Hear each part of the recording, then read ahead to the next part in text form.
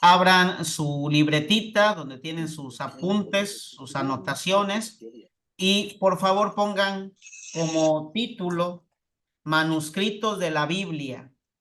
Manuscritos de la Biblia. Y aquí se abre una pregunta. ¿Cómo llegó la Biblia a nuestros días? ¿Cómo llegó la Biblia a nuestro tiempo? ¿Se encuentran los textos originales de la Biblia? Es decir, aquellos que escribieron los evangelistas, aquellos que escribió San Pablo, aquellos que se escribieron en el Antiguo Testamento, ¿se encuentran los textos originales? Vamos contestando las preguntas. Miren, la Biblia se compuso, como ustedes ya saben, durante muchos siglos. Una composición de aproximadamente 1200 años para el Antiguo Testamento y de 60 años a 70 para el Nuevo Testamento. Estamos hablando de muchos siglos de composición. Luego entonces, como la Biblia es un conjunto de libros que se compusieron en muchos siglos, desgraciadamente no se tienen los textos originales de todos los libros de la Biblia. Recuerden, como ya lo vimos en la primera clase, la palabra Biblia viene de biblos, que significa conjunto de libros. La Biblia no es un solo libro, sino es un conjunto de libros.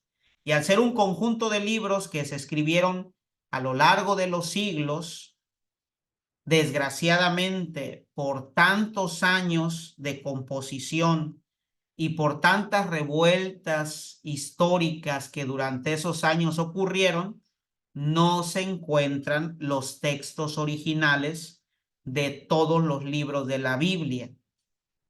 Entonces, si no se encuentran todos los textos originales de los libros de la Biblia, ¿cómo es que la Biblia llegó a nuestros tiempos? ¿Cómo es que tú en tu casa tienes una Biblia? A través de códices y manuscritos, ¿sí? Esa es la respuesta. Entonces, si no se tienen los textos originales de todos los libros de la Biblia, ¿cómo es que ahora tú tienes una Biblia en tu casa y puedes asegurar que esa Biblia es palabra de Dios y que viene de los textos originales? Se puede asegurar porque gracias a los códices y manuscritos tenemos actualmente los textos originales de la Biblia. ¿Qué es eso de códices y manuscritos? ¿Sí? Al texto original, ¿sí?, que escribieron los autores originales, se tenía la costumbre de al texto original sacarle copias. ¿Cuál era la razón de eso? Precisamente para resguardar la integridad del texto original, ¿sí? Se hacían copias del texto original. Por si en algún momento el texto original se perdía, había copias fidedignas de ese texto original. Entonces, a las copias fidedignas del texto original se le conocen como manuscritos o códices. ¿Sí me doy a entender, hijitos de la creación? Esa era la costumbre, tanto en el Antiguo Testamento como en el Nuevo Testamento. Sacar de los textos originales copias fidedignas. A esas copias fidedignas de los textos originales se les conoce como códices o manuscritos. De tal manera que de un solo texto original se podían sacar varios códices y varios manuscritos. Esto ayudó para que si se perdían los textos originales, no se perdiera el texto que estaba en los manuscritos y de esa manera se rescataba la integridad del texto, aunque el escrito original se perdiera, porque se tenía la copia fidedigna, exacta del texto original. Muy bien, entonces, respuesta dada, pregunta resuelta, ¿sí? ¿Cómo es que en la actualidad podemos afirmar que la Biblia que tenemos viene del texto original? Gracias a los códices y manuscritos. Ahora pongan como subtítulo los códices más famosos. Así pongan.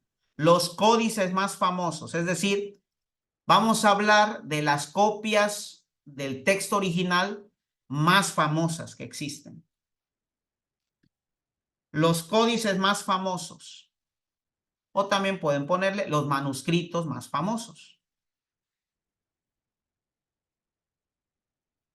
Podemos resaltar 4 códices famosos o 4 manuscritos famosos que son, como vuelvo a repetir, copias fidedignas del texto original. Primer códice famoso o manuscrito famoso es el manuscrito vaticano.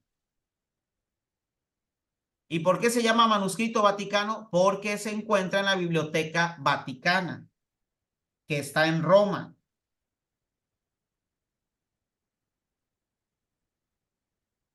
Y este manuscrito vaticano es prácticamente la copia de los textos originales de toda la Biblia. Es una copia de toda la Biblia, copia de los textos originales. Y este códice, este manuscrito, se conoce como Códice Vaticano o Manuscrito Vaticano. Motivo, razón, circunstancia, porque se encuentra en la Biblioteca Vaticana, en el Vaticano en Roma. Y es uno de los manuscritos más antiguos que se tienen. Esto va a ser pregunta de examen, así que hay que anotarlo.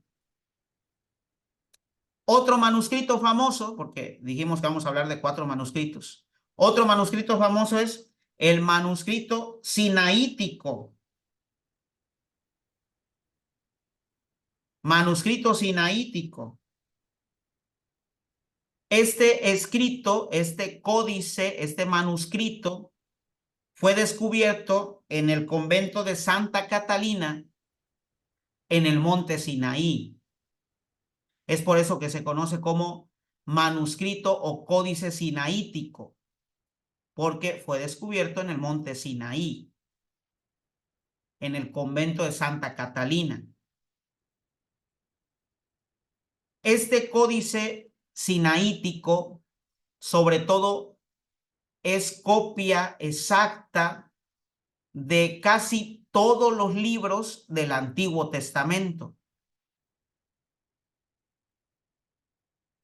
Sí, el Códice Vaticano es las copias de toda la Biblia casi. El código sinaítico es la copia, el manuscrito, el códice de los libros del Antiguo Testamento.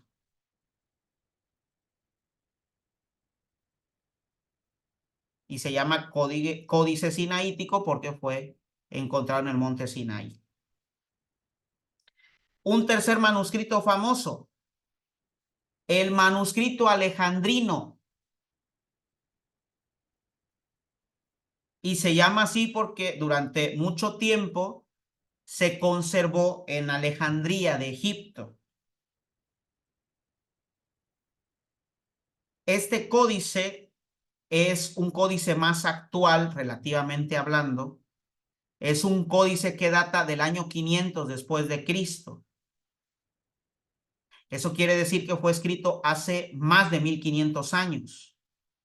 O sea, aunque es más o menos actual, pero sí tiene una antigüedad considerable. Y este códice tiene la mayor parte de la copia de los textos originales del Antiguo y Nuevo Testamento. La mayor parte, no toda la copia de los textos de la Biblia del Antiguo y Nuevo Testamento, sino la mayor parte de los textos del Antiguo y del Nuevo. Pero es un manuscrito, digamos, relativamente joven, relativamente actual porque fue escrito hace 1500 años. ¿Vamos bien? Entonces, ¿cuántos manuscritos llevamos? Llevamos 3.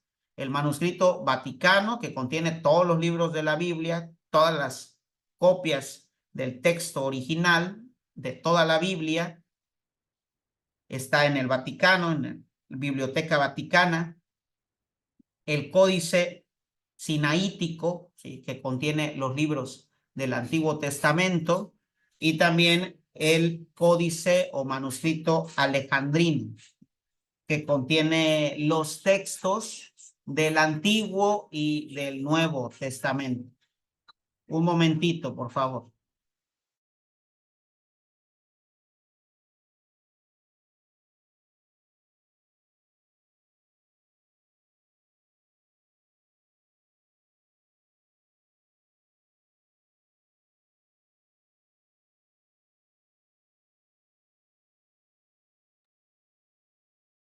Me dejaron un celular aquí y empezó a sonar. Disculpen. Sí. Entonces, ya llevamos 3 códices, 3 manuscritos, ¿sí? Y hay otro manuscrito, también muy famoso, yo imagino que ustedes lo han escuchado, el manuscrito o el códice de Qumran. ¿Y por qué? Yo creo que lo han escuchado los que han estudiado Biblia o han tomado algún curso de Sagradas Escrituras. ¿Por qué este códice, este manuscrito ha sido muy famoso? Por la fecha de su descubrimiento, ¿sí? Ojo, una cosa es la fecha de su descubrimiento y otra cosa es la fecha de su escritura. Cuando hablábamos del manuscrito alejandrino, habíamos dicho que se escribió en el año 500 después de Cristo, hace 1500 años. Pero en el caso del códice o manuscrito de Qumran, es famoso por la fecha de descubrimiento, porque es una fecha actual. Fue apenas en el siglo pasado que se descubrió este códice, este manuscrito. Se descubrió el códice o manuscrito de Qumran en el año 1947. En el año 1947 es descubierto el manuscrito, el códice de Qumran, y el descubrimiento de este manuscrito fue un descubrimiento incidental, ¿sí? No voluntario, ¿sí? Providente, porque se cuenta que un pastor estaba pastoreando unas ovejas y en el pastoreo de ovejas una oveja se le perdió y este pastor entró a una cueva en Qumran, muy cerca del Mar Muerto, y al entrar a esta cueva para buscar a su oveja que se le había perdido cerca del Mar Muerto, se encontró con un códice muy antiguo y se puede incluso asegurar, después de varios estudios con carbono 14, que este códice de Qumran es el más antiguo de todos. Sobre todo en el códice de Qumran se encuentran copias muy exactas del libro del Éxodo y también del libro del profeta Isaías.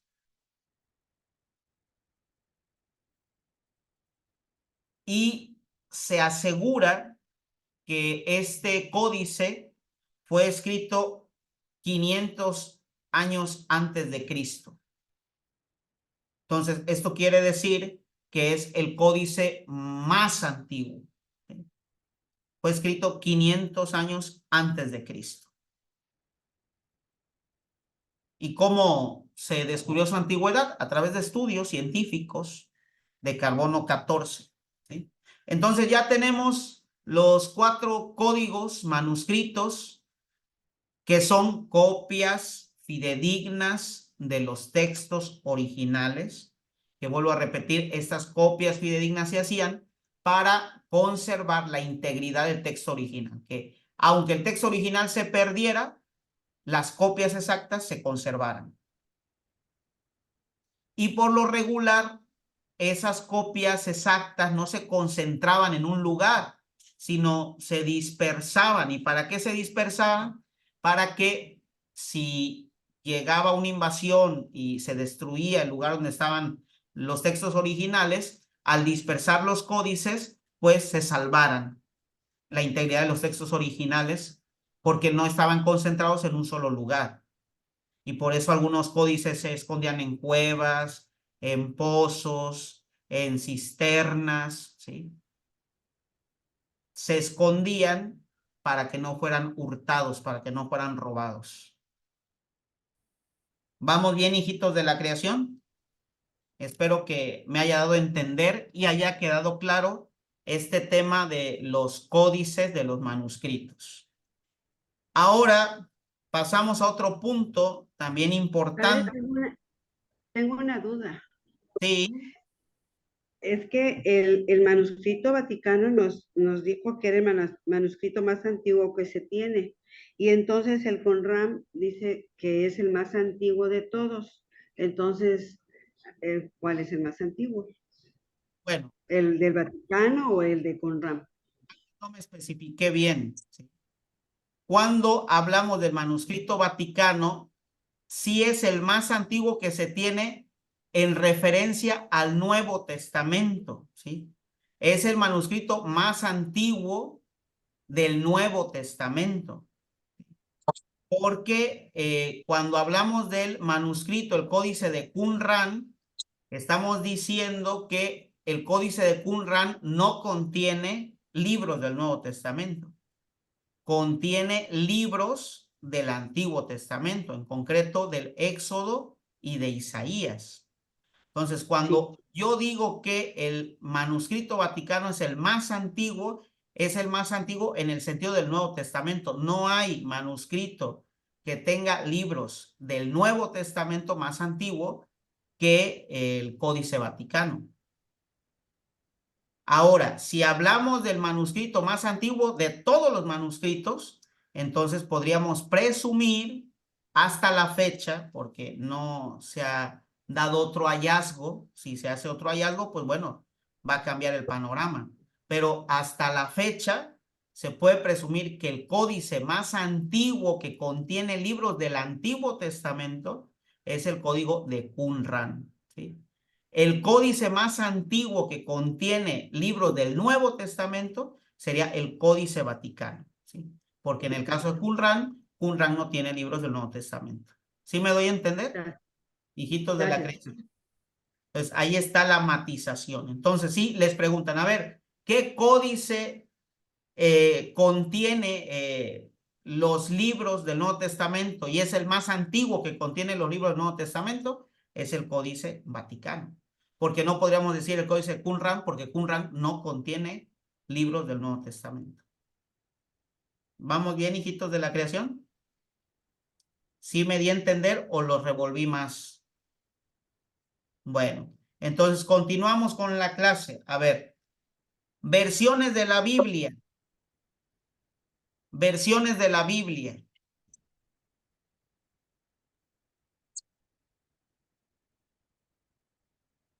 Nosotros debemos conocer cuáles fueron las diferentes versiones de la Biblia. Ya vimos que la Biblia fue escrita en hebreo, arameo y griego. Son los idiomas originales en los cuales fueron escritos la Biblia. Hebreo, arameo y griego. Ya vimos la distinción, ya vimos qué libros se escriben según cada idioma, ¿sí? Ahora, cuando la fe se comenzó a extender, ¿sí? Fue necesario que la Biblia se extendiera también a diversos idiomas, a diversos lenguajes, para que el mensaje de salvación llegara a todos los pueblos. Entonces, dada la necesidad de que la fe se extendiera y que el mensaje llegara a todos los pueblos, comenzaron a hacerse versiones de la Biblia, versiones en diferentes idiomas.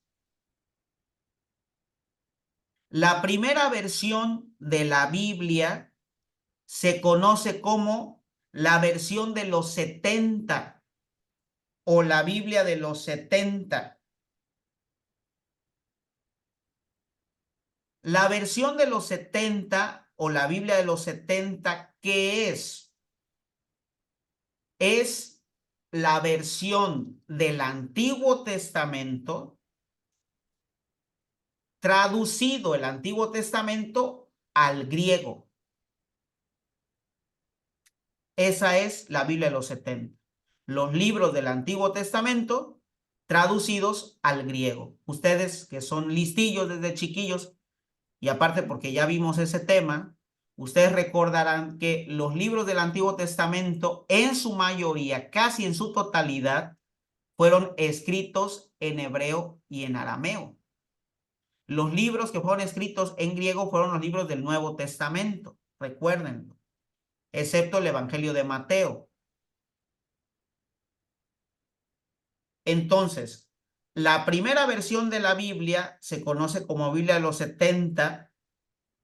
¿Y esta versión qué es? Es una traducción de los libros del Antiguo Testamento, que en su mayoría estaban escritos en hebreo y en arameo, la traducción del hebreo y el arameo al griego. Esta versión de la Biblia fue la primera versión, la primera traducción bíblica que se dio en la historia. Esta primera traducción de la Biblia del hebreo y el arameo al griego se conoce como Biblia de los 70 y fue hecha entre los años 300 y 100 antes de Cristo. Recuerden que la numeración de los años antes de Cristo es de mayor a menor, ¿sí? Esta versión, ¿sí? Esta traducción del hebreo y el arameo al griego, pues fue escrita entre el año 300 y 100 antes de Cristo. ¿Y por qué se llama versión de los 70 o Biblia de los 70? Porque dice la tradición que fueron 70 ancianos de Israel. Recuerden que en el pueblo de Israel los ancianos eran los sabios del pueblo, ¿sí? En los ancianos residía la sabiduría. Dice la tradición que 70 ancianos del pueblo de Israel se reunieron, 70 sabios, y esos 70 sabios tradujeron los libros del Antiguo Testamento al griego. ¿Cuál era la finalidad? Que el mensaje de salvación llegara a todos los pueblos. Y sobre todo, ¿sí? La intención de esta versión de la Biblia era que los judíos que ya no vivían en Israel debido al exilio, ¿sí? Porque muchos fueron llevados a países lejanos, a países paganos donde se hablaba el griego, la intención era que los judíos de la diáspora, ay padre, ¿qué es eso? Judíos de la diáspora, los judíos que no vivían en Israel. A los judíos que no vivían en Israel se les llamaba judíos de la diáspora, los que vivían fuera de Israel, que vivían en países paganos, que en su mayoría eran países que hablaban griego. La intención era que esos judíos que vivían en países paganos, conocidos como judíos de la diáspora porque no vivían en Israel, que esos judíos tuvieran los textos de la Biblia del Antiguo Testamento en griego y pudieran leer y entender el mensaje de la salvación. Porque muchos judíos que se fueron a la diáspora pues tuvieron hijos y los hijos de esos judíos pues nacieron en una cultura helénica, ¿sí? Y muchos de ellos pues ya hablaban griego. Entonces la intención era que los judíos de la diáspora que no vivían en Israel tuvieran los textos en griego y pudieran entender el mensaje de la salvación. ¿Sí me doy a entender, hijitos de la creación? ¿Vamos bien? A ver, quiero ver sus caritas. Quiero ver sus caritas. ¿Vamos bien? ¿Sí? ¿Seguros? ¿Ya están buenos para un examen o todavía no? ¿Sí están buenos para un examen? Porque la próxima semana va a estar bueno el examen. A ver, quiero verles sus caritas. Todos la tienen en oculto. ¿Por qué? Tan bonitos que están y bonitas y están muy escondiditos. A ver, ya los empecé a ver. Perfecto. Muy bien, entonces ahí está la razón, el motivo y la circunstancia del origen de esta versión, la versión de los 70. Otra versión de la Biblia La versión Vulgata. Esta versión es más actual, ¿sí? La versión Vulgata. La versión Vulgata es una traducción del Antiguo y del Nuevo Testamento, hecha por San Jerónimo en el año 400 después de Cristo. San Jerónimo, estando en Belén, tierra de Judá, exactamente en el lugar donde nació Jesús, ¿sí? De hecho, cuando tengan la oportunidad de ir a Tierra Santa, cuando lleguen a Belén, yo les recomiendo besar el piso de la iglesia en Belén, de la iglesia de la Natividad, de la Basílica de la Natividad. Bésenla porque, sin lugar a dudas, en ese lugar nació Jesús. No hay duda de eso. En ese lugar nació Jesús. ¿Y por qué no hay duda de eso? Porque hay tradiciones muy antiguas que afirman eso. Y una prueba de que desde el comienzo de la cristiandad se sabía el lugar exacto donde nació Jesús es esta versión de la Biblia, la versión Vulgata. ¿Por qué? Les explico. Porque San Jerónimo, que vivió en el siglo V, San Jerónimo que vivió en el siglo V, en el año 400, él sabía perfectamente dónde había nacido Jesús. Y él mismo quiso ir a vivir al lugar donde había nacido Jesús. Y los últimos años de su vida, San Jerónimo los pasó viviendo en una cueva contigua, al ladito del lugar donde nació Jesús. De hecho, en Belén, al lado de la gruta donde nació Jesús, hay varias cuevas y entre esas cuevas está la cueva donde vivió San Jerónimo. ¿Y por qué vivió ahí San Jerónimo? Porque San Jerónimo sabía que ahí había nacido Jesús y quiso estar ahí, muy cerca del lugar que atestiguó el misterio de la Natividad. Por eso, el día que vayan a Tierra Santa, besen ese lugar. Ese lugar es un lugar muy sagrado. Sin duda alguna, ahí nació Jesús. Bueno, San Jerónimo, estando en esa cueva, en esa gruta, al lado del lugar donde nació Jesús, hizo esta bella traducción. Tradujo el Antiguo Testamento y el Nuevo Testamento al latín, que era en ese tiempo, y lo sigue siendo, el idioma oficial de la iglesia. Y además, el idioma oficial del Imperio Romano, que en ese tiempo era el dueño del mundo. En muchos lugares, en muchos pueblos, se hablaba latín. ¿Cuál fue la razón de la traducción que hizo San Jerónimo? La razón es que todos los pueblos que hablaban latín pudieran entender el mensaje de salvación.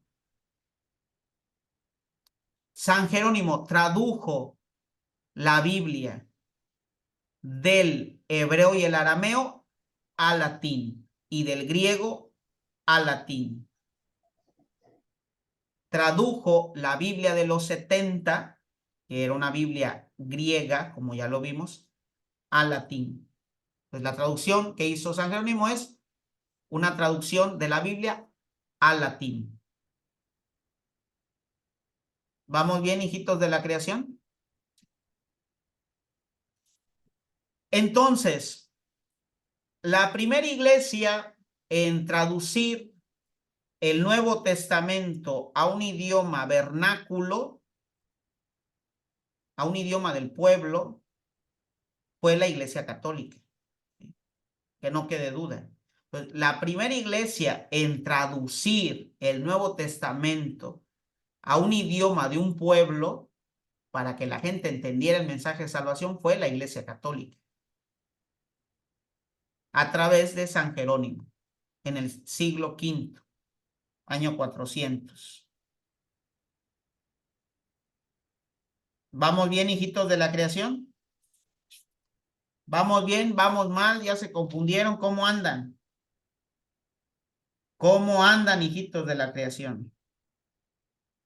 Ahora, ya llevamos dos versiones, la versión Vulgata y la versión de los 70.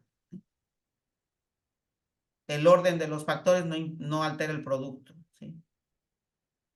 Porque son dos versiones totalmente distintas.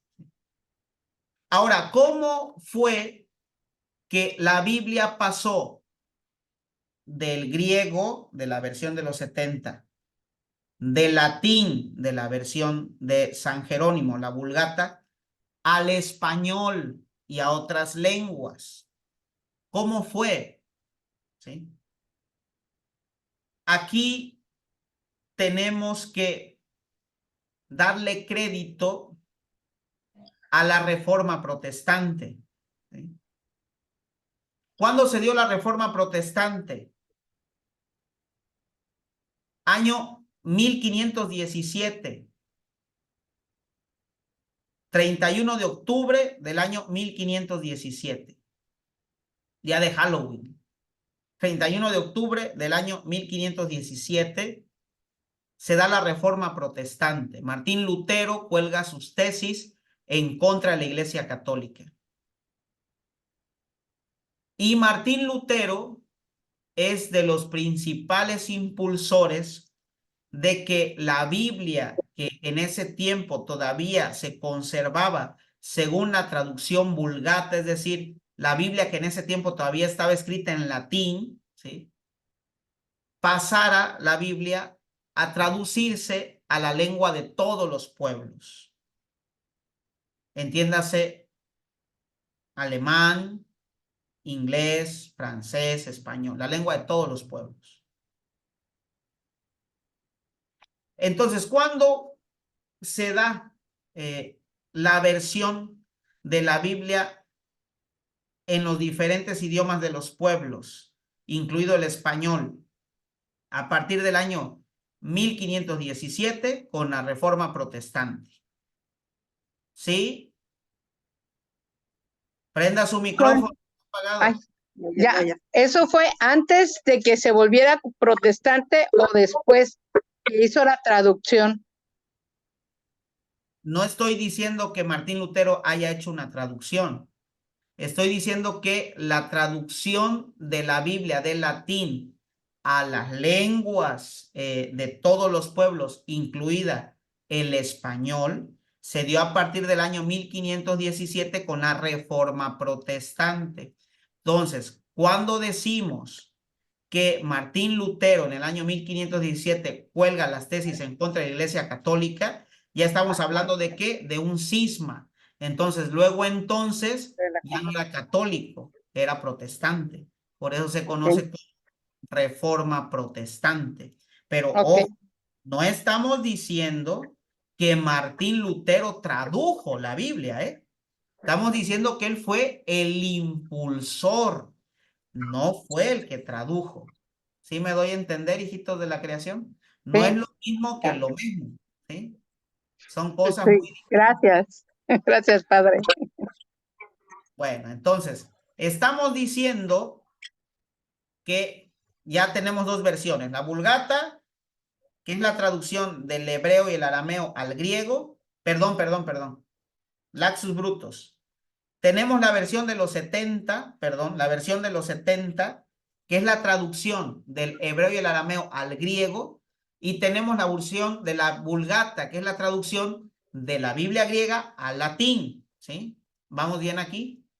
Ahora, la pregunta era, ¿cuándo se tradujo la Biblia a las lenguas de todos los pueblos de la tierra? A partir de la Reforma Protestante en el año 1517, cuando Martín Lutero colgó las tesis en contra de la Iglesia Católica e impulsó la traducción de la Biblia, que en ese entonces estaba en latín, a la lengua de todos los pueblos. ¿Vamos bien? Antes de la Reforma Protestante, los únicos que podían leer la Biblia eran los clérigos, los monjes. Motivo, razón, circunstancia, porque eran los que sabían latín perfectamente. Y como la Biblia estaba escrita en latín, pues eran los únicos que podían estudiar la Biblia, ¿sí? Porque eran los únicos que hablaban perfectamente el latín. Por eso Martín Lutero en sus tesis propuso que la Biblia no podía estar secuestrada solamente por clérigos y monjes, sino que todos los habitantes de la tierra en sus diferentes idiomas tenían derecho a leer la palabra de Dios. Digamos que aquí, dice el dicho, no hay mal que por bien no venga, ¿sí? Digamos que es verdad, la Reforma Protestante fue un golpe muy grande a la Iglesia Católica, pero también trajo cosas buenas. Entre las cosas buenas que trajo fue que se impulsó la traducción de la Biblia del latín a las lenguas de todo el pueblo. ¿Me doy a entender aquí o ya lo volví? ¿Sí? ¿Todo claro? Claro, como chocolate, abuelita. ¿Sí? Ahora, hubo dos personas que se dieron a la tarea de hacer las traducciones, ¿sí? Uno de ellos fue Felipe de San Miguel y otro fue Petisco Torres Amat. Felipe de San Miguel y Petisco Torres Amat fueron los que se dieron a la tarea de hacer las traducciones, las primeras traducciones de la Biblia de latín a las lenguas de los pueblos. ¿Vamos bien, hijitos de la creación?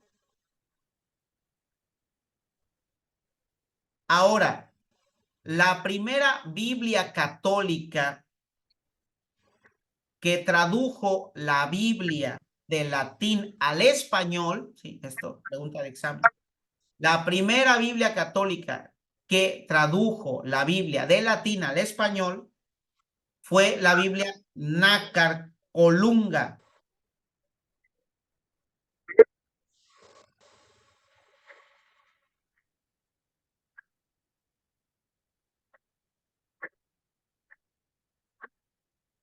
Nácar Colunga. Fue la primera Biblia católica que se tradujo de latín al español.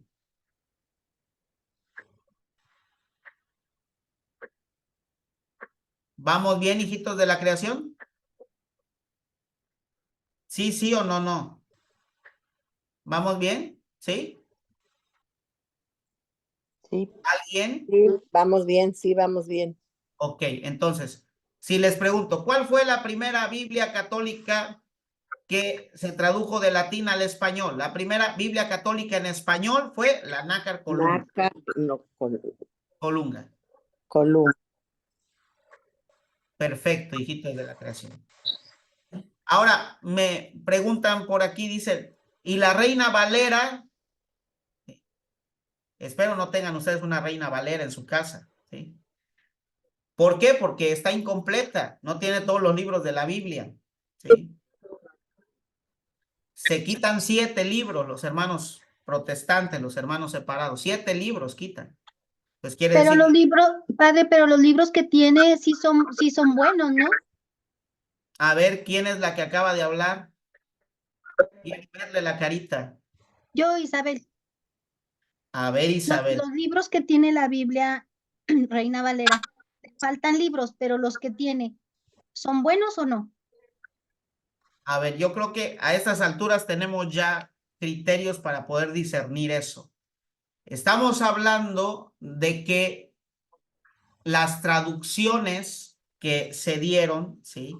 Las traducciones de la Biblia que se dieron comenzaron a darse, ¿sí? Desde el Antiguo Testamento con la Biblia de los 70, después la Vulgata, después con la Reforma Protestante. Las traducciones que hicieron los hermanos separados no fueron traducciones fidedignas de los textos originales.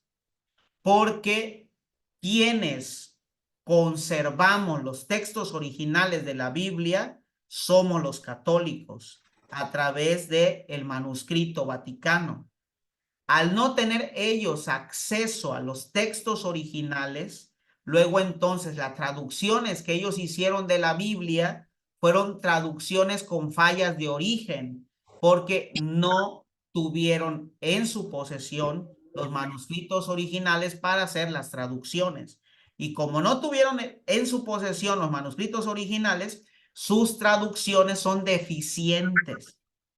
Luego entonces, por eso podemos entender cómo cambian las traducciones de la Biblia protestante con las traducciones de la Biblia católica, porque ellos no poseen los textos, los manuscritos, los códices originales.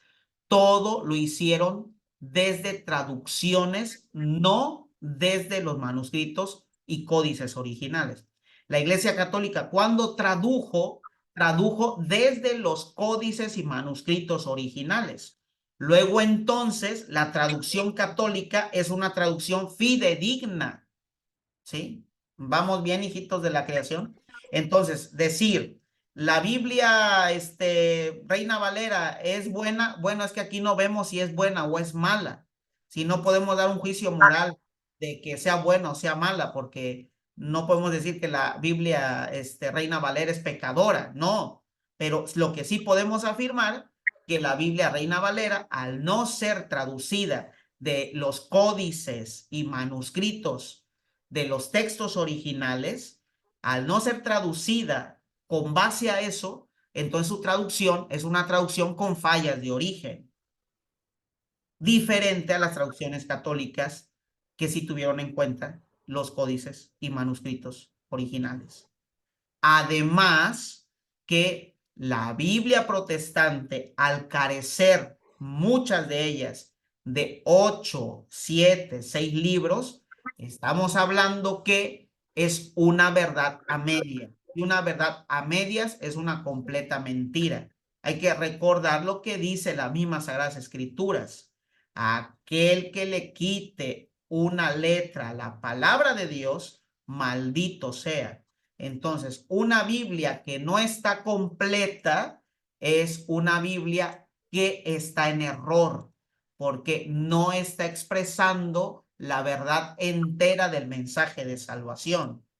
Entonces, ya no vuelvan a preguntar si es válido tener la Reina Valera. Si somos católicos, tenemos que ajustarnos a las traducciones que no tienen falla de origen porque han sido hechas de los códices originales y que además de eso está nuestra versión católica completa porque tiene todos los libros, tanto canónicos como protocanónicos, como deuterocanónicos, y además que las traducciones que son en la Iglesia Católica son traducciones en comunión con el Papa, los obispos, que son para nosotros el magisterio.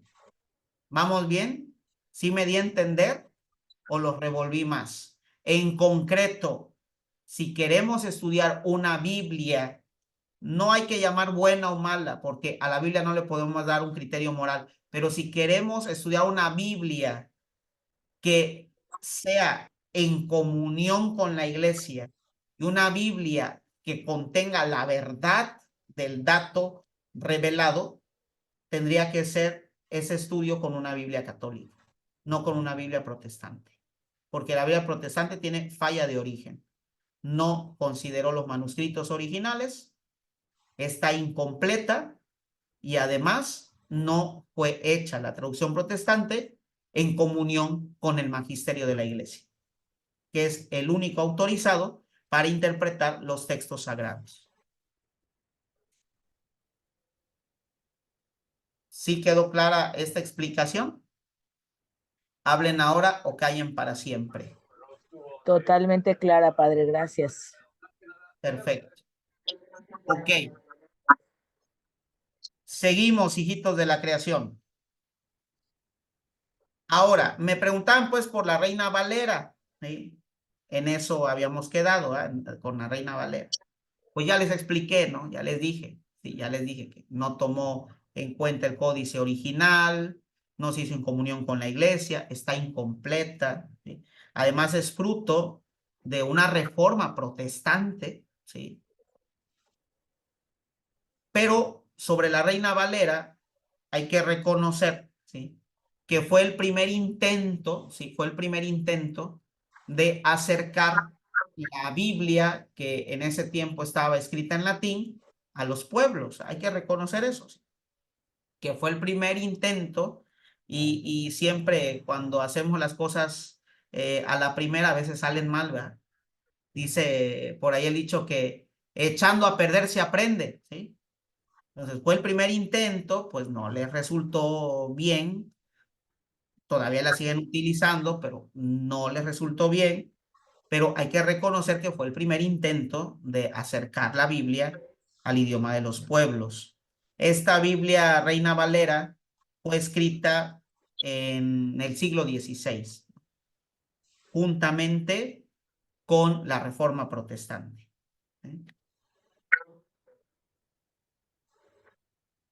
¿Vamos bien, hijitos de la creación? Muy bien, ¿no? Los veo ustedes bien listos, ya bien despiertitos, ya.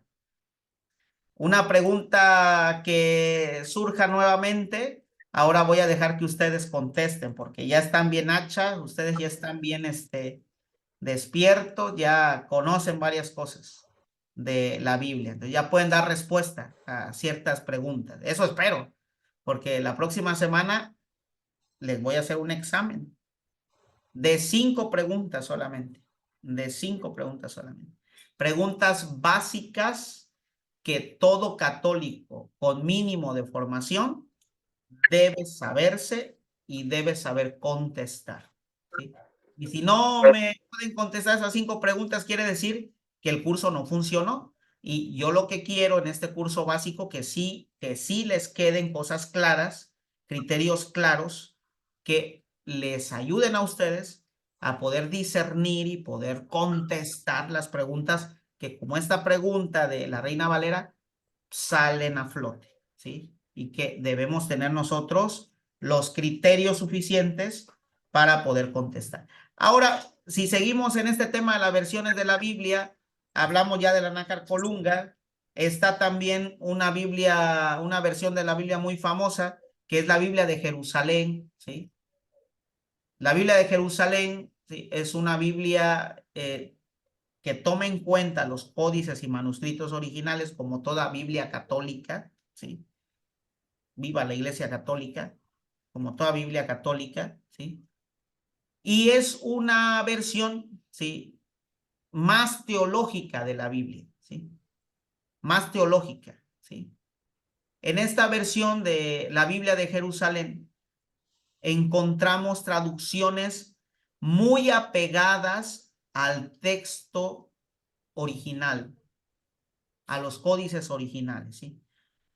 La forma en cómo tradujeron esa Biblia al español fue considerando mucho el sentido de las palabras de los textos originales. Entonces, si queremos leer una Biblia más parecida a los códices, claro, traducida al español, tendríamos que tener la Biblia de Jerusalén, ¿sí?, que es una Biblia de estudio, para que lo tengan en cuenta y puedan ustedes comprarla. Y bueno, han nacido en el último siglo, ¿sí?, muchas versiones de la Biblia. De hecho, yo aquí tengo una, ¿sí? ¿Y cuál es el sentido de hacer versiones de la Biblia? ¿Sí? Que el lenguaje de la Biblia es un lenguaje teológico para los que estudian Biblia, o también un lenguaje asequible, ¿sí?, donde niños, jóvenes, gente del pueblo pueda entender las palabras del Evangelio. De hecho, está la Biblia del pueblo también, ¿sí? La Biblia del pueblo, que utiliza palabras, regionalismos, modismos. ¿Para qué? Para que el pueblo entienda lo que Jesús quiso decir, ¿sí? Es una forma de hacer asequible la palabra. Está también, miren, esta Biblia, la Biblia católica para jóvenes, ¿sí? Buenísima, ¿sí? Esta Biblia, buenísima. ¿Y cuál es el sentido de esta Biblia? Es un lenguaje que los jóvenes puedan entender, ¿sí? Incluso hasta viene con dibujitos, ¿no?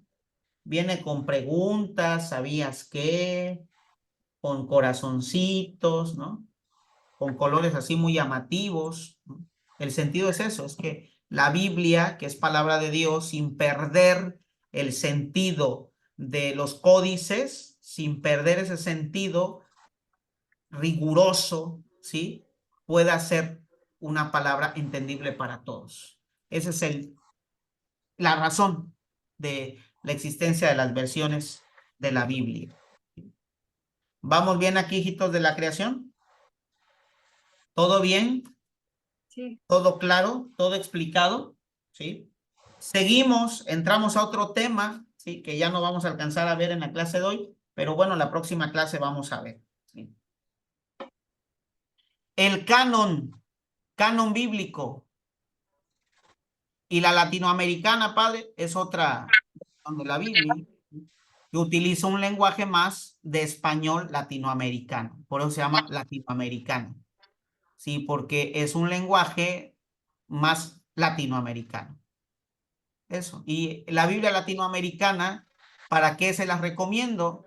Si tienen algún tema con su grupo, ¿sí? Utilicen la Biblia latinoamericana, tiene un lenguaje entendible latinoamericano, ¿sí? Un español latinoamericano. Si vamos a una asamblea de oración o vamos a tener un momento de oración en nuestro grupo, la Biblia latinoamericana entra muy bien, ¿sí? Porque es una traducción entendible. Si utilizamos, por ejemplo, para nuestras oraciones la Biblia de Jerusalén, pues al tener palabras más técnicas, teológicas, rebuscadas, pues muchas viejitas se van a quedar así con el signo de interrogación. ¿Wax? ¿Qué quiso decir? Y la versión latinoamericana es una versión más entendible, ¿sí? Y así podemos seguir, ¿sí? Ahora, antes de pasar al canon, se me hace interesante también aquí, por las dudas que han surgido, aclarar, ¿sí? ¿Cómo puedo saber, ¿sí? Si mi Biblia es católica o no es, ¿sí? Esto es bien importante, ¿sí? Por las dudas que han surgido aquí, se me hace conveniente decirlo, ¿sí? ¿Cómo saber si mi Biblia es católica o no lo es? ¿Sí? Hay un criterio fundamental, básico, que se llama imprimatur, ¿sí? El imprimatur. Así pongan, el imprimatur. ¿Y qué es el imprimatur? El imprimatur es la firma de autorización del obispo que está, ¿sí? De la comisión bíblica, ¿sí? El imprimatur, ¿sí? El imprimatur, ¿qué es? Es la firma de un obispo. La firma de un obispo que avala y autoriza y legitima que esa Biblia es católica. Entonces, cuando tú compres una Biblia, ¿sí?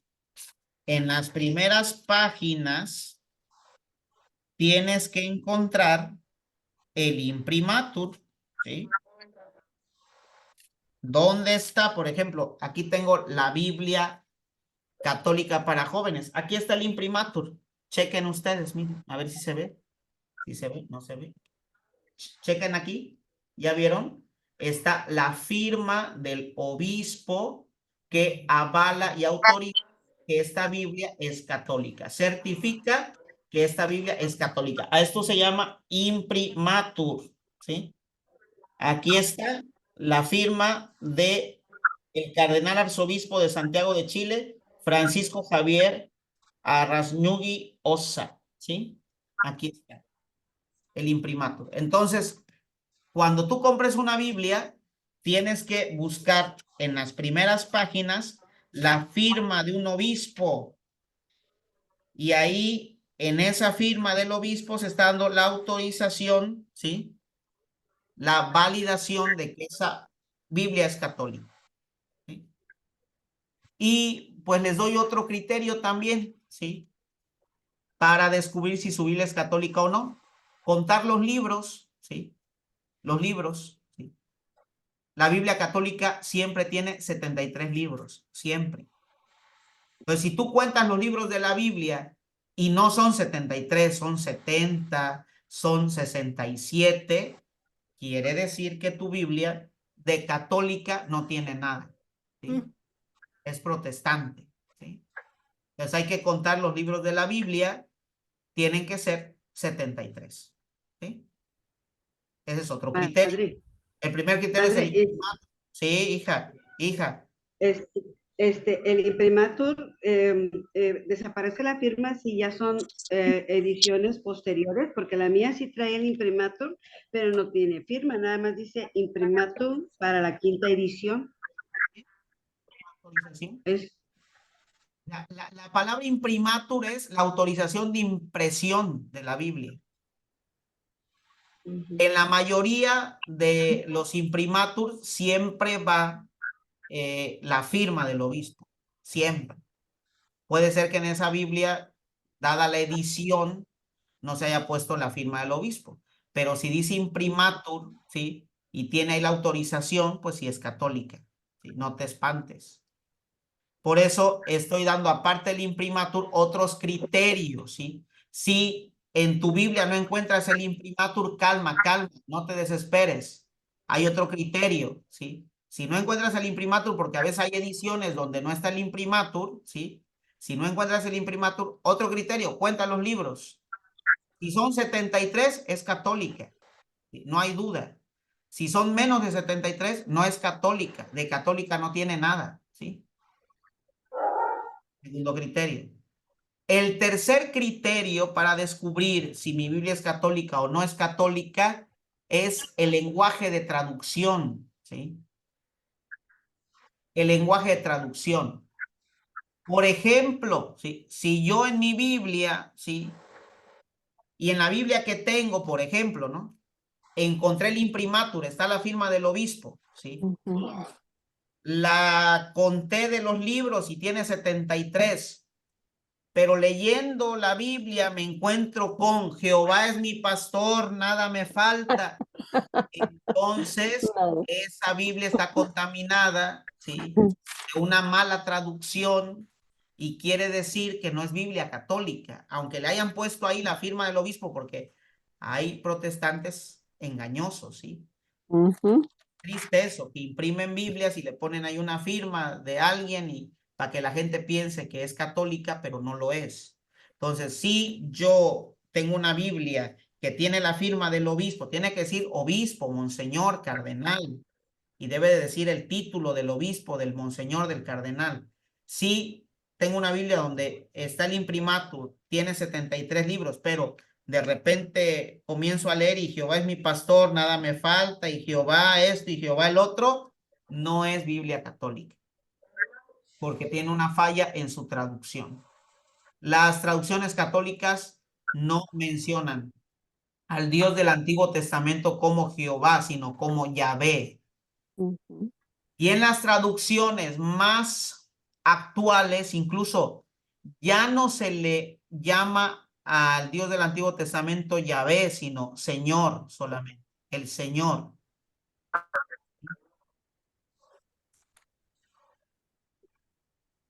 ¿Vamos bien, hijitos de la creación? Sí, padre. Ok, bueno, pues creo que ahí termina la clase de hoy. La próxima semana vamos a tener una clase muy buena porque vamos a hablar acerca del canon bíblico, ¿sí? Vamos a ver rápidamente esas cuestiones apologéticas, ¿no? Estas cuestiones apologéticas de las imágenes, la Virgen, todo esto, ¿no? Pero, ¿por qué hemos gastado 3 clases en todo lo que hemos visto? Porque es importante. Y si no tenemos estos criterios generales asimilados, no vamos a asimilar lo demás, ¿sí? Ya habrá otros cursos para ver con mayor detenimiento la cuestión de la apologética bíblica, ¿sí? Que también es importante, pero bueno, vamos en el camino, ¿sí? Me da gusto ver los hijitos de la creación, aunque no los veo muy bien porque tengo un ojo medio hinchado, pero desde aquí mi bendición.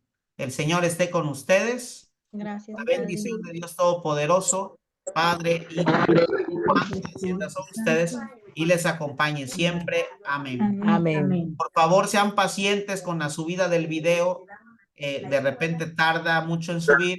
Sean pacientes, pero de que se sube, se sube. Dios les bendiga.